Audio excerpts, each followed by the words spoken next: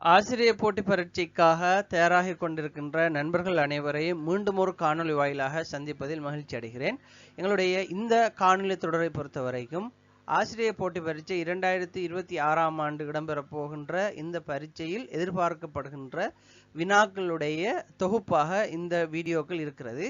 அந்த தொடரில் இது இரண்டாவது வீடியோ. இந்த வீடியோவுடைய டிஸ்கிரிப்ஷனில் அந்த முதலாவது வீடியோவுடைய லிங்க் வழங்கப்படும். கட்டாயம் அந்த வீடியோவையும் பார்த்து கொள்ளுங்க.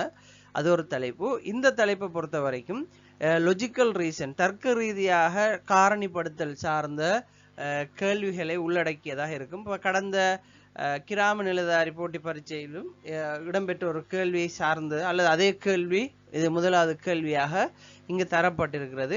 வந்த கேள்வி மிகவும் இலகுவான கேள்வி. ஆனால் அதை குறித்த நேரத்துக்குள் எங்களால் அதை புரிஞ்சு செய்யக்கூடியதுக்கு எங்களுக்கு பயிற்சி வேணுமெங்கிறதுனால அது சார்ந்த ஒரு 3 அல்லது 4 வினாக்கள் இந்த வீடியோக்குள்ளே வழங்கப்படும். எனவே கட்டாயம் இந்த வீடியோவை முழுமையாக பாருங்கள். மிக இலகுவாக என்னால் முடிஞ்ச வரைக்கும் உங்களுக்கு இலகுவாக சொல்லி தரதுக்கு நான் முயற்சி செய்கிறேன். நீங்கள் செய்ய வேண்டியது ஒன்றே ஒன்று தான், வீடியோ முழுமையாக பாருங்கள். என்னுடைய யூடியூப் சேனலுக்கு சப்ஸ்கிரைப் பண்ணுங்கள். என்னுடைய ஃபேஸ்புக் பக்கத்தையும் ஃபாலோ பண்ணிக்கொள்ளுங்க. உங்களோட சப்ஸ்கிரிப்ஷன், அதே போல் நீங்கள் வழங்குகிற கமெண்ட்ஸ், நீங்கள் வழங்குகிற ஆதரவு தான் எனக்கான ஆதரவு. அதுதான் நான் இன்னும் வீடியோக்கள் செஞ்சு போடுறதுக்கு எனக்கு உந்துதலாக இருக்கும். ஓகே, நாங்கள் வினாக்குள்ளே போகலாம். அப்போ இந்த கேள்வி, முதலாவது கேள்வியை நாங்கள் பார்ப்போம். இந்த கேள்வியை பார்த்ததோட இந்த கேள்விக்கு நாங்கள் விளங்கி கொள்றதுக்கு, இந்த கேள்வி சம்பந்தமாக இதில் இருக்கக்கூடிய அடிப்படைகள், இந்த கேள்வி எப்படி நாங்கள் அணுகலாம்ங்கிறதுக்கான சில அடிப்படைகளை விளங்கிக் கொள்வோம். முதலாவது கேள்விக்கு வாங்க. ஏ தொடக்கம் H வரைக்கும் 8 நண்பர்கள் கிழக்கிலிருந்து மேற்கு வரை நிறைவரிசையில் பின்வரும் நிபந்தனைகளுக்கு அமைய வடக்கையும் தெற்கையும் பார்த்தவாறு நிற்கிறார்கள் என்கிற ஒரு விஷயம் தரப்பட்டிருக்கு. இதை தெரிஞ்சு கொள்றதுக்கு முதல் திசைகள் சம்பந்தமாகவும் இந்த நிரல் அது மாதிரி வலது இடது வடக்கு தெற்கு சம்பந்தமாக நம்ம முதல்ல ஒரு ஐடியா எடுத்துக்கொள்வோம். எங்களுக்கு தெரியும் திசைகள் 4 திசைகளை நாங்கள் குறிக்கிற நேரம் ஒரு மணிக்கூடு எந்த பக்கம் சுழலுமோ அந்த பக்கத்தால் தான் நாங்கள் நிச்சயம் திசைகளை குறித்து வருவோம். வடக்கு கிழக்கு தெற்கு மேற்கண்டு குறிப்போம். இப்போ எப்படி மணிக்கூடு சுழலும்? 12லிருந்து 12 1 என்ன அப்படி வரும், என்ன 6 9. அப்போ மணிக்கூட்டுடைய முட்கள் வந்து சுழல்ற நேரம் இப்படித்தான் சுழலும், சரிதானே? இந்த பக்கமாக சுழலும். இப்போ அந்த அடிப்படையில் நாங்கள் என்ன செய்யலாம்? மணிக்கூட்டு சுழல்ற மாதிரி இப்படித்தான் சுழலுது என்ற அடிப்படையில் நம்ம திசைகளை குறித்து கொள்ளலாம். அதில் எங்களுக்கு டவுட் இல்லை. அது நாங்கள் சிறிய வகுப்பில் படித்த விஷயம் தான். இருந்தாலும் ஒரு ஞாபகப்படுத்தலுக்கு சிலருக்கு இந்த எக்ஸாம் ஹாலுக்குள்ளே போய் பேப்பரை பார்த்தோன்னே எல்லாம் மறந்து போயிடுறேன். ஒரு டென்ஷன் ஒன்று வந்து எல்லாத்தையும் குழப்பி விட்ரும். இதை எப்படி செய்யலான்ற ஐடியா வரணும். அந்த ஐடியாவை எடுக்கிறது தான் பிரச்சனை. அந்த ஐடியாவை கொண்டு வரதுக்கு தான் பிரச்சனை. அப்போ அந்த ஐடியா எடுக்கிறதுக்காக தான் இந்த விஷயம்லாம் சொல்ல வேண்டியிருக்கு. ஓகே, அப்போ திசைகளை நாங்கள் 4 திசைகள் வடக்கு கிழக்கு தெற்கு மேற்கண்டு குறித்து கொள்கிறோம். ஓகே, அடுத்தது ஒரு வடக்கு நோக்கி இருக்கிறார், அதே போல் தெற்கு நோக்கி இருக்கிறார் என்கிறத எப்படி அடையாளம் காண்ற? அதை எப்படி வச்சு கொள்ளலாம்டா, நீங்கள் உங்களை நினச்சி கொள்ளுங்க. இந்த அடிக்கிற நபர் வடக்கு நோக்கி இருக்கார். இப்போ நீங்கள் இந்த வீடியோ பார்க்குறீங்க. இந்த வீடியோ பார்க்குற நேரம் ஃபோனில் பார்க்குற நீங்கள் ஒரு கம்ப்யூட்டருக்கு முன்னால் இருந்து பார்க்குறேன்னு வச்சுக்கலாம். அப்போ நீங்கள் எப்படி இருப்பீங்க? இந்த நிற்கிற நபர் நிற்கிற மாதிரி நிற்பீங்க. அப்போ உங்களோட கம்ப்யூட்டர் எப்படி இருக்கும்? இப்படி இருக்கும். எனவே நீங்கள் கம்ப்யூட்டருக்கு முன்னால் உட்காந்து இதை பார்க்குறீங்க என்றதை நினச்சி கொண்டீங்கன்னு சொன்னால் அப்போ நீங்கள் வடக்கு நோக்கி இருக்கீங்க என்றதான் அர்த்தம். விளைஞ்சா வடக்க பார்த்தவாறு நீங்கள் இருக்கீங்கன்றது அர்த்தம். அப்போ அப்படி விளையும் கொள்ளலாம். அப்படி இருக்கும்போது வடக்கு நோக்கி இருப்பவரை நீங்கள் உங்களை கருதுனீங்கன்றா உங்களோட வலதுகை எந்த பக்கம் இருக்கும்? நிச்சயமாக இந்த பக்கம் தான் வலது பக்கம் இருக்கும். அப்போ இடது பக்கம் இந்த பக்கம் இருக்கும். அப்போ வடக்கு நோக்கி இருக்கிறவருக்கு வலது எங்கால வரும் இடது எங்கால வரும்ங்கிறது நாம் எங்களை வச்சு என்ன செஞ்சு கொள்ளலாம். நாங்கள் ஒரு கம்ப்யூட்டரை பார்த்துக்கிட்டு இருக்கோம்ன்றது. இப்போ நீங்கள் எக்ஸாம் ஹாலில் இருந்தால் கூட, பரீட்சை மண்டபத்தில் இருந்தால் கூட, நீங்கள் பரீட்சை மண்டபத்தில் எங்கே நோக்கி பார்த்துக்கிட்டு இருக்கிறீங்களோ நீங்கள் வடக்கு நோக்கி பார்த்துக்கிட்டு இருக்கீங்க என்றதை விளங்கி கொண்டீங்கன்னா சரி. ஓகே, இப்போ அடுத்த நபரை பாருங்க. 2வது நபரை பார்க்கலாம். 2வது நபர் வந்து தெற்கு நோக்கி பார்த்துக்கிட்டு இருக்கிறார். ஓகே, தெற்கு நோக்கி பார்த்துக்கிட்டு இருக்கிறவர் இவருக்கு மறுபக்கம் இருக்கிறார். என்ன அப்போ அவர் மறுபக்கம் இருக்கும் போது என்ன நடக்குது? வலது இடது மாறுது. அப்போ நாங்கள் அடுத்த பக்கம் மாறினோம்னா எங்களோட வலதுகை இந்த பக்கமும் இடதுகை இந்த பக்கமும் வாரத்தை பார்க்கலாம். சரிதானே? அப்ப அது என்ன திசை மாறுறதை பார்க்கலாம். இது ஒரு விஷயம். ரைட்.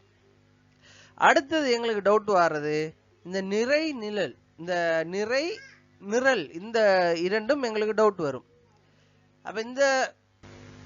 அப்ப நாங்க இந்த நிறை நிரலை குறிக்கிற நேரம் முதலாவது நிரலை பார்ப்போம். சரிதானே? நிரல் நம்ம நிகழ்ச்சி நிரல் என்று கேள்விப்பட்டிருப்போம். நீங்க உதாரணமா ஒரு 10 நிகழ்ச்சி எழுதுங்கன்னு சொன்னா எப்படி எழுதுவீங்க? 1 என்று போட்டு எழுதுவீங்க. 1 2 3. அப்ப 1க்குள்ள 1 எழுதுவீங்க. அப்ப அதைத்தான் நிரல் என்று சொல்றேன். அப்ப 1க்குள்ள 1 வருகிறத நாங்க நிரல் என்று சொன்னால் அடுத்தது நிறை எப்படி வரப்போகுது? தொடரா வரப்போகுது. என்ன தொடர்? எண் தொடர் என்று விளையும் கொள்ளுங்க. 1 2 3 4. அப்ப இது என்ன செய்யுது? இடதிலிருந்து வலது பக்கமாக போகுது. இடதிலிருந்து வலது பக்கமாக போறத நிறை என்று சொல்லுவோம். அப்ப இதை எங்களுக்கு இந்த பேசிக் விஷயங்கள் எங்களுக்கு விளங்கி கொண்டா எங்களுக்கு லேசாக இருக்கும். ரைட். இதுல இன்னொன்று இருக்குது, நிலை கிடை என்று ஒன்று இருக்குது. சரிதானே? கிடையாக கிடக்கிறான் என்று சொல்லுவோம் தானே? அப்ப கிடையா கிடக்கிறான் என்ன அர்த்தம்டா? கீழே கிடக்கிறான் என்று அர்த்தம். ஒரு மனிதன் நிலையாக நிற்கிறான்டா, இந்த நிலையாக நிற்கிறான், நிமிந்து நிற்கிறான். அப்ப இது நிலை. அப்ப நிமிந்து நிற்கிறது. அப்ப கிடை என்பது என்ன? கீழே கிடக்கும் போது எப்படி நிமிந்து நிற்பாரா? இல்ல கீழே படுத்து இப்படி இருப்பார் இல்லையா? அப்ப இது கிடை. அப்ப இது நிலை, இது கிடை என்கிறத பார்க்கலாம். அப்ப இந்த ஒரு விஷயமும் எங்களுக்கு கிடையாகங்கிறதும் சில நேரம் கேள்வியில வார நேரம் மயக்கமாக அல்லது எங்களுக்கு நாங்க டென்ஷன் ஆகிக்கிற நேரம் இதெல்லாம் விளங்கி கொள்றது கஷ்டமாயிருக்கும் என்கிறதுனால இதெல்லாம் பேசிக்காவே விளங்கிட்டு போவோம் நாங்க கேள்விக்கு போற நேரம். அப்ப இதை அடிப்படையா வச்சுதான் எங்களை இந்த கேள்வியை செய்ய போறோம். அப்ப முதலாவது கேள்வியுடைய நிபந்தனைகள், அடுத்த நிபந்தனைகளை பார்ப்போம். நான் இந்த முதலாவது கேள்வியுடைய நிபந்தனைகள் என்னங்கிறத பார்ப்போம்.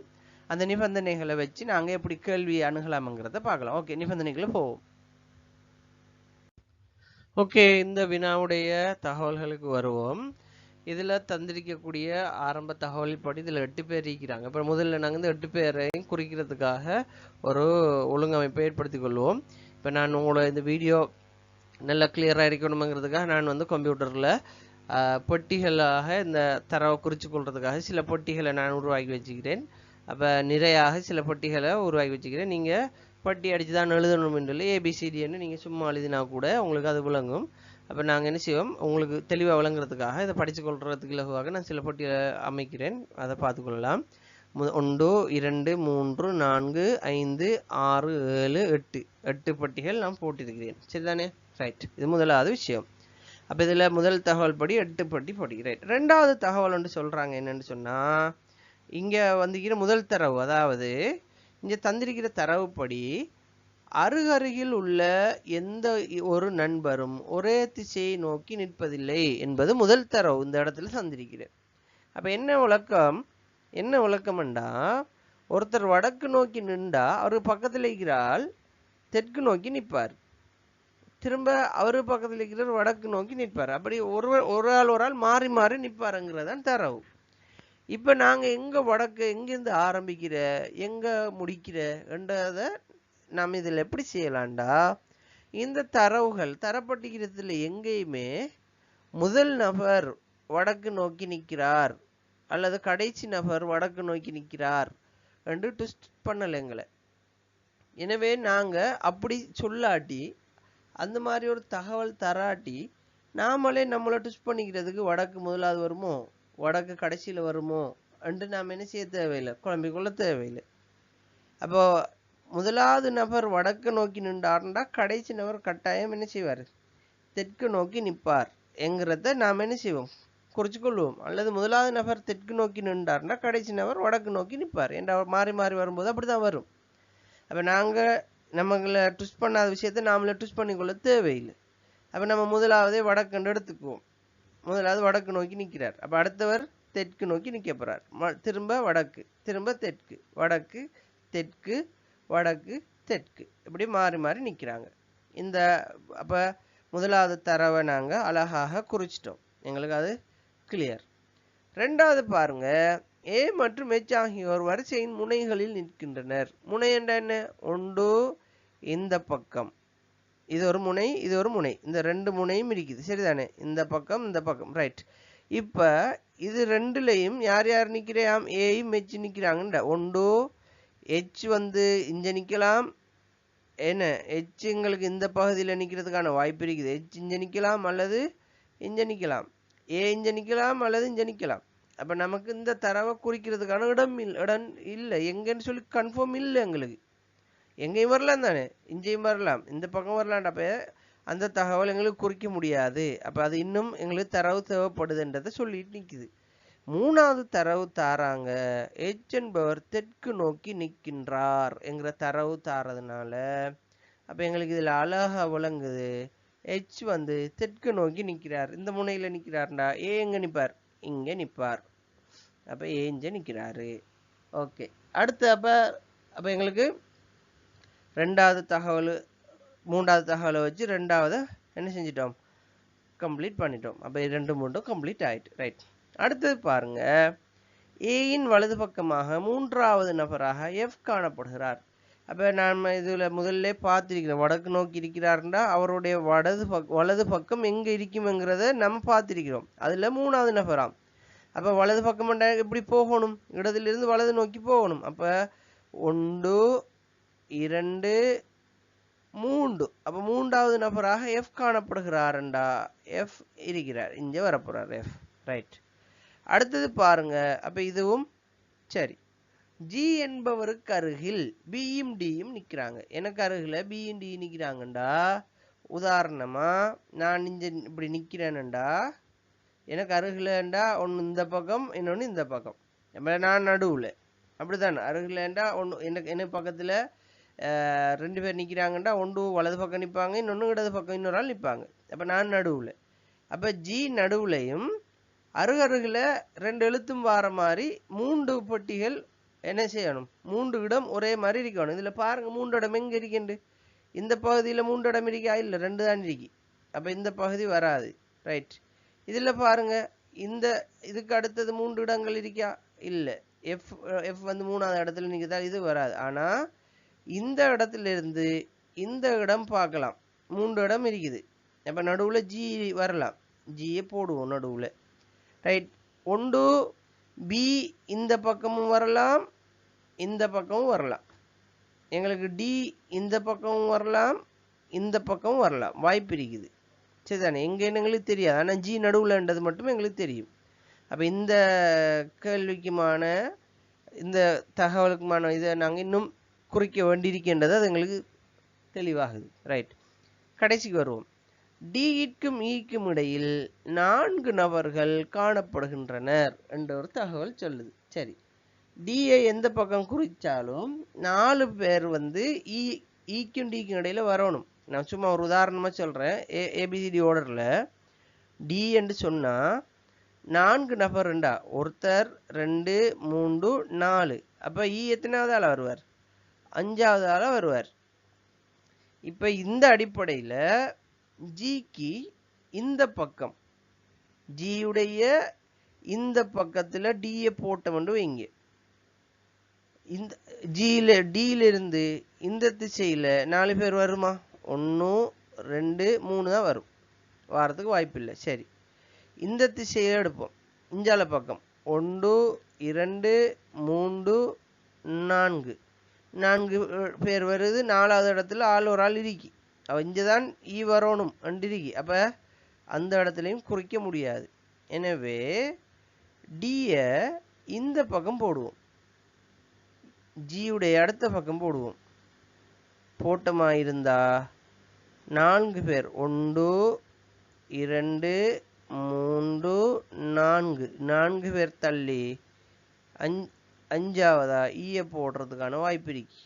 4 பேர் தள்ளி 5ஆவது ஈய போட்டா அவங்களுக்கும் டிக்கும் ஈக்கும் இடையில 4 பேர் பேலன்ஸ் இருக்கிறாங்க.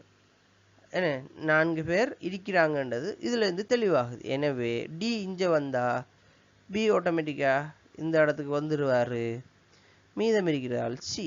இப்போ நாங்கள் தகவலை குறிச்சிட்டோம். எவ்வளோ லேசி பாருங்க, மிச்சம் லேசான கேள்வி. இதில் என்ன பிரச்சனைண்டா, நாங்கள் இதை மைண்டுக்கு எடுத்து இதை செய்யறதுக்கு இந்த வலது இடது வடக்கு தெற்கு எல்லாம் தெரிஞ்சிருந்தா இந்த குழப்பம் எதுவும் வராது, அழகா லேசா செய்யலாம். தரவை குறிச்சுக்கிட்டே போகிறது தான், வேற ஒன்றும் இல்லை இதை செய்யறதுக்கு, குறிச்சு கொண்டே போகிறது தான். சரிதானே? ரைட். எனவே நான் வந்து உங்களுக்கு இலகுக்காக இது விளங்கணுங்கிறதுக்காக இந்த இருக்கிற எழுத்துக்கள் எல்லாம் என்ன செஞ்சுக்கிறேன், கணனியில் வந்து தட்டச்சு செஞ்சு வச்சுக்கிறேன். நீங்கள் என்ன செய்யலாம் அதை பார்த்துக்கொள்றதுக்காக. அதனால் நான் இதை அழிக்கிறேன். அப்போ எந்தெந்த எழுத்து எந்த இடத்துல வந்திருக்கேங்கிறத நாங்கள் அழகாக பார்த்துக்கொள்ளலாம். A, E, C, F, B, G, D, H இந்த எழுத்துக்கள் வந்திருக்கிறது பார்க்கலாம். ஓகே, இப்போ கேள்விக்கு வருவோம். முதலாவது கேள்வி, வடக்கு நோக்கி பார்த்து கொண்டிருக்கும் 4 நண்பர்களும் யார்? ஏ வடக்கு நோக்கி இருக்கிறார், அதே போல சி இருக்கிறார், அதே மாதிரி பி இருக்கிறார், டி இருக்கிறார். இந்த 4 நபர்களும் வடக்கு நோக்கி இருக்கிறாங்கிறத பார்க்கிறோம். அடுத்த கேள்வி, எஃப்பின் இடது பக்கம் மூன்றாவதாக உள்ள நபர் யார்? எஃப் வந்து தெற்கு நோக்கி இருக்கிறார். அப்ப எஃப் உடைய தெற்குண்டா இடது பக்கம் இந்த பக்கம் போக போகுது. அதுல 3வது நபர் கேட்டிக்குது. பி முதலாவது நபர், ஜி 2வது நபர், டி 3வது நபர். அப்ப எஃப்பின் 3வது நபர் டி. திரும்ப பியின் வலது பக்கம் 2வதாக உள்ள நபர் கேட்டிக்குது. அப்ப பி வடக்கு நோக்கி இருக்கிறதுனால பியின் வலது பக்கம் இருக்கக்கூடிய 2வது நபர். அப்ப ஜி முதலாவது நபர், டி 2வது நபர் வலது பக்கம் இருக்கிறார். அப்ப இந்த 3வது கேள்விக்கும் விடை டி. 4வது கேள்வி, ஈக்கு வலது பக்கம். அப்ப ஈ வந்து தெற்கு நோக்கி இருக்கிறதுனால ஈயுடைய வலது பக்கத்தில் ஒரே ஒரு ஆள் தான் இருக்கிறாரு, ஏ. 5வது கேள்வி, சியின் இடது பக்கம். சி வடக்கு பக்கம் நோக்கி இருக்கிறதுனால சியுடைய இடது பக்கத்தில் ஈ இருக்கிறார். அப்ப இதுதான் கேள்வி. இது ஒரு இலகுவான ஒரு கேள்வி. இந்த கேள்வி வந்து ஜிஎஸ் எக்ஸாமுக்கும் வந்திருந்துச்சு. எனவே இப்படியான கேள்வி வார நேரம் நாங்கள் டென்ஷன் ஆகாமல் இலகுவாக இதை என்ன செய்யலாம், குறிச்சு கொள்ளலாம். ஏன் நான் இதை சொல்கிறேன்னா, நான் இந்த எக்ஸாம் எழுதின நேரம், நானும் ஜிஎஸ் எக்ஸாம் எழுதினேன், நான் இந்த தகவலை குறிச்சு கொண்டேன். ஆனால் இந்த வலது இடது தெற்கு மேற்கு கொஞ்சம் அந்த எக்ஸாமுடைய ரஷ்ஷில் வந்து அந்த நேரம் ரஷ்ஷில் கொஞ்சம் கன்ஃபியூஸ் ஆச்சு. இப்போ நாங்கள் ப்ராக்டிஸ் எடுக்கணுமென்றதை நான் அந்த கேள்வியை செய்யும்போது விளங்கி கொண்டேன். அப்போ நீங்களும் என்ன செய்யணும், இந்த மாதிரி கேள்விகளுக்கு நிறைய ப்ராக்டிஸ் எடுக்கணும். இந்த கேள்வி வந்து எங்களுடைய யூடியூப் சேனலில் இதனுடைய இந்த ஒரு பாகத்தை நான் பதிவிடுறேன். இதனுடைய அடுத்த பாகம் இது போல உள்ள இன்னும் ஒரு 4-5 கேள்விகள் அடுத்தடுத்த வீடியோக்களில் வரும், அல்லது இந்த வீடியோடைய தொடராக வரும். இதை நான் வந்து என்னுடைய முகநூல் பக்கத்துடைய ஒரு பகுதியாக இந்த வீடியோவை நான் பதிவிடுகிறேன். இதனுடைய முழு காணொளி இன்னும் 4 கேள்வி அல்லது ஒரு 5 கேள்வி, இதனுடைய முழு நீளமான காணொளி எங்களுடைய யூடியூப் சேனலில் போடப்படும். கட்டாயம் யூடியூப் சேனலில் சப்ஸ்கிரைப் பண்ணுங்கள். சில நேரம் நான் இந்த வீடியோ பதிவிடுற நேரம் ஃபேஸ்புக்கில் அந்த யூடியூப் சேனலுக்கான லிங்க் போடுவேன். கட்டாயம் யூடியூப் சேனலை சப்ஸ்கிரைப் பண்ணி வீடியோக்களை தொடர்ந்து பார்த்து உங்களோட ஆதரவை தாங்க. நன்றி. அடுத்த வினாக்களோட சந்திப்போம்.